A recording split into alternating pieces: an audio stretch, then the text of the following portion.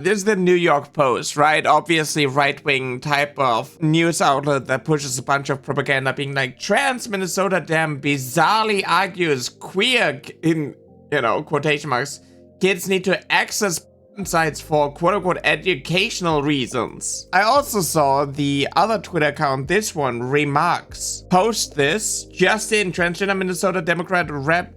Leigh Finke says queer kids need access to sites for educational reasons. This has 16.4 million views and you see I'm blocked. Well, the thing that happened is that actually, before posting their quote-unquote source, they posted the actual clip. You mentioned the Paxton case, and the AGs in many states are very clear about that. They're almost jubilant about being able to use these laws to ban young people from accessing content that could be educational if they are queer.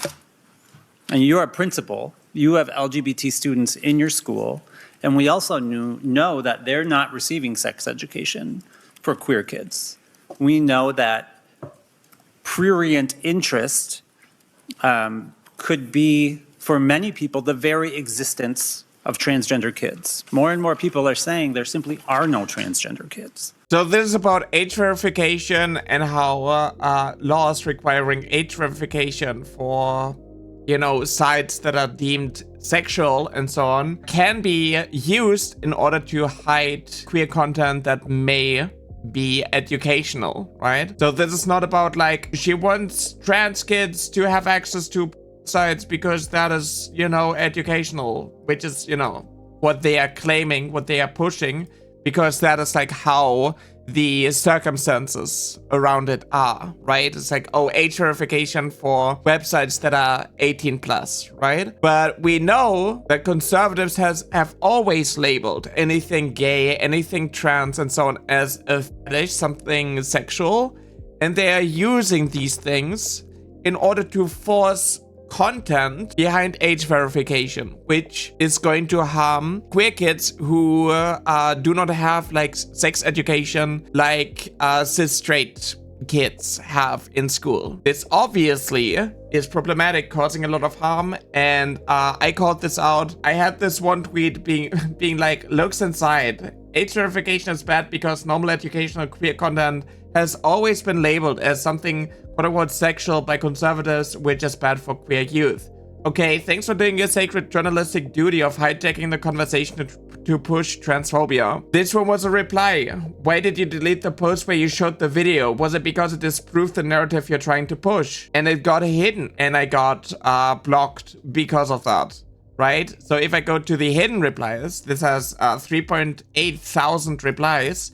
Let me go to the hidden replies, and then, you scroll through this, you see the clip. You're saying that sex ed for queer kids or sex ed in general could be considered NSFW or porn, according to Republicans. Republicans have said that sex ed for queer kids is NSFW before, so valid concerns. So it's just people calling this out. That's literally what is happening here. That is all. It's just people calling it out, and these things are being hidden. And everybody who engages with that is being blocked automatically, right? Community notes also hasn't really, stepped in, didn't say anything. There's a quote from me. Because they are using the New York Post thing as a source, so they are kind of fighting. Even when I took this quote and I said what is actually happening, I still had people pushing the idea that oh no, this is grooming, this is bad, this is evil, and so on, because they read the headline, they do not engage with it critical. They think, oh, trans woman talking about how it's educational content for trans kids who don't actually exist, and then they jump on any narrative here. That is what is always happening, that has been happening for a long time, and it's crazy to me that they label themselves as unbiased and unparalleled. Brought to you by Watcher Guru and Bricks Info. It's just propaganda. These platforms, these media news sources that you see constantly on Twitter, on social media and so on, it's just right-wing bullshit. And it's just people twisting the narrative. They still do like the occasional thing of like actually posting news to give themselves like some sort of like credibility.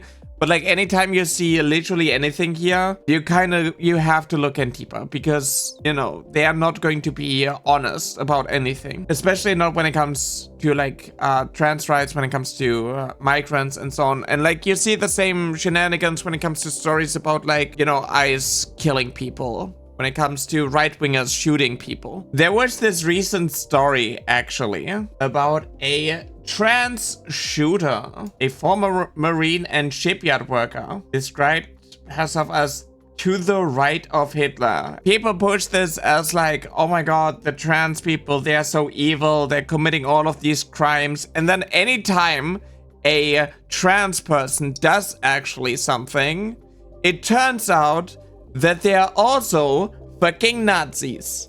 Or that they are part of like some right-wing, far-right underground organization, something like radicalized them. These things also feel always like some weird psyop. Like, look at this. I swear to God, it just feels like a psyop. The article's fucking disgusting. Yeah, it's the Times. She made repeated references to white power and white pride worldwide. Interesting. I saw Twitter posts of people being like, oh my god, these trans people, they're like so violent, all of these trans people are evil, and they're right-wingers where even the person interacted with them positively and like supporting them. I just can't find it anymore. It's kind of interesting why these things always happen like that like trans people are actually innocent, but like sometimes people do something bad and some of them happen to be trans sometime, but the common denominator is always that they've been radicalized by some form of like group. It's also always like this. Side A, side B, C, both sides do it. There's literally no difference between them. When it comes to like, oh, trans people, oh, all these trans people are doing something bad. The reason why like these ecospheres are like boosting this over and over again, and why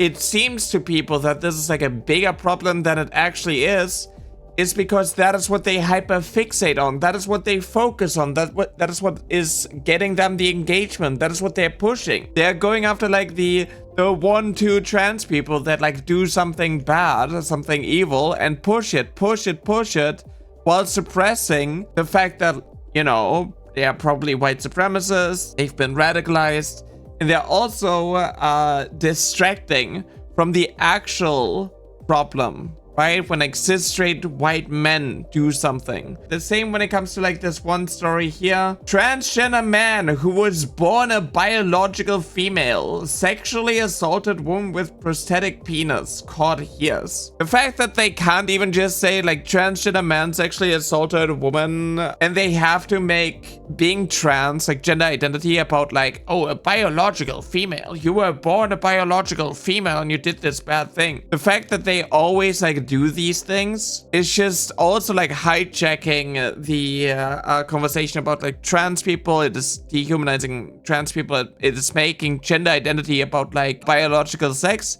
And this is like journalists, like media, normalizing the dehumanizing language. And then you're not talking about like some evil sexual abuser. Then you're not talking about like someone who murders other people. Then you're talking about like the innocent trans kid who got stabbed. Then you're talking about like a random trans woman who is just existing. Like the language is always like being pushed in the media and like normalized through it. Like people read this and it's convoluting, right? Trans man, they could have given enough information, but no. Every time trans people are being mentioned, they have to include the biological sex in order to destroy what people have been fighting for when it comes to the normalization of gender identity.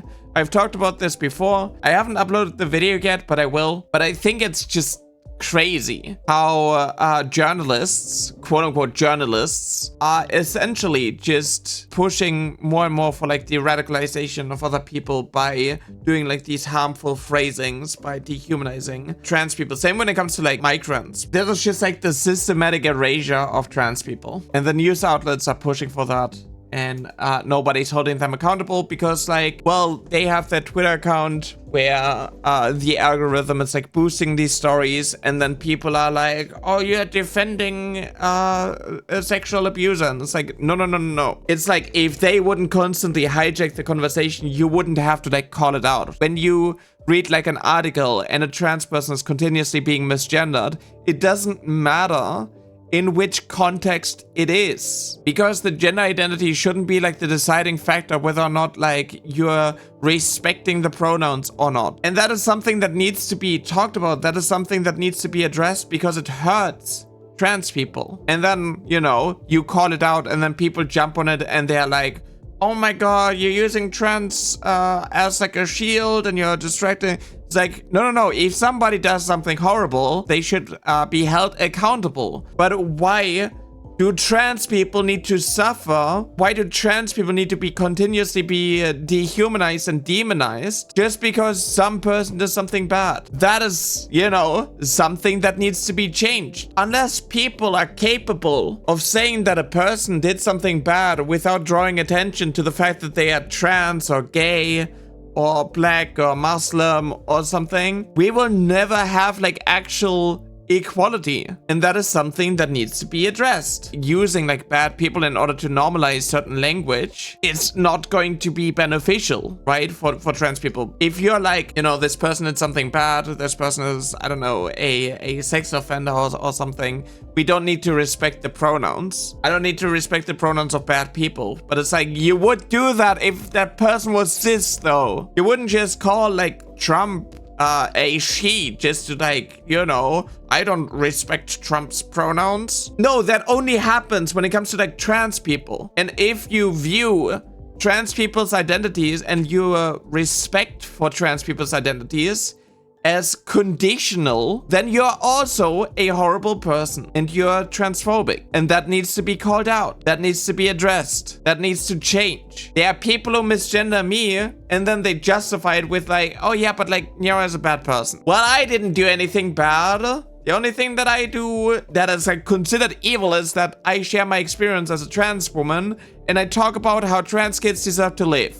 That is something that apparently warrants me being like misgendered, be dehumanized, and have people like threaten me. And then, you know, people come around, oh, it's just someone's like point of view. Like, why do you call that transphobic? It's just, you know, somebody's free speech. Like, if you're defending that, that is also horrible. That is also making you a piece of shit. That's just how it goes. Like, you don't gender trans people correctly because they appeal to you, because they suck up to you. No, you respect trans people's pronouns and name and so on because that's their pronouns and that is their name. And I'm also not talking about like accidentally misgendering someone, right? Like, I don't want to have like, oh, what if I accidentally called you a he and then I like, you know, apologize and I actually correct myself, like, oh, you want me to be arrested. No, we're not talking about that. We're talking about maliciously misgendering and dehumanizing trans people continuously and insisting on doing it over and over and over again, right? Like, I had this one TikTok, also like on Instagram. On Instagram, it kind of blew up. It was like my first video that did incredibly well with like, I don't know, 200,000 views or something, where I had a guy ask me for my pronouns. I told him she, her,